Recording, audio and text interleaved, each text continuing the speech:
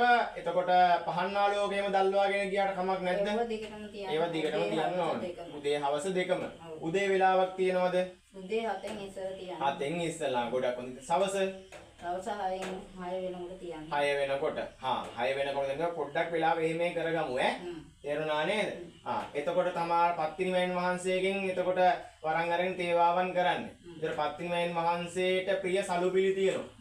තේරුණා නේද? ඒතර ඔබ දේවතාවිය ප්‍රිය සලුපිලිය තියෙනවද පත්තිනිමයන් වහන්සේ තේවාවන් කරනකොට? සුදු අඳින්න ඕනේ. තනි කර සුදු. කල පහට කා පාට හෝ වේවා, නිල් පාට හෝ වේවා, සුදු පාට හෝ වේවා, සලුවක් දාගන්න ඕනේ කරට. සලුව රතු පාටින්.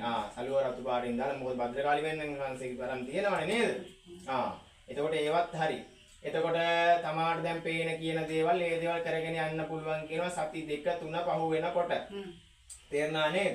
මුලින්ම එන අයට ශාස්ත්‍ර කියන්නේ මේ දේවල් කරන්න යන්න බෑ. තේරුණා නේද? මුලින්ම තමන්ගේ අය තමන්ගේ කෝණෙක් හොයවෙන්න ඕනේ. දැන් තමන්ගේ හිතේ ඉන්නවනේ මේ මෙයාගේ හිතේ කුණු පිරීලා නැහැ මෙයාට තමන්ගේ භක්තිය අනිවාර්යෙන්ම හොඳටම තියෙනවා. ඒ දේවල් තියෙනවනේ.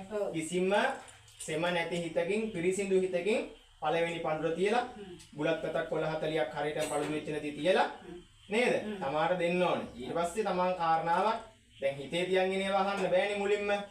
එතකොට යම් මොකක්ද ශාස්ත්‍රයක් බලන්න ආවොත් එහෙනම් මේකයි ප්‍රශ්නේ මේකට යොදන්න ඕනේ මොකද්ද? කියලා එහෙම කෙනකින් අහලා බලන්න ඕනේ. තේරුණා නේද? එතකොට තවත් කෙරෙන්න જાති තියෙනවද? නැහැ.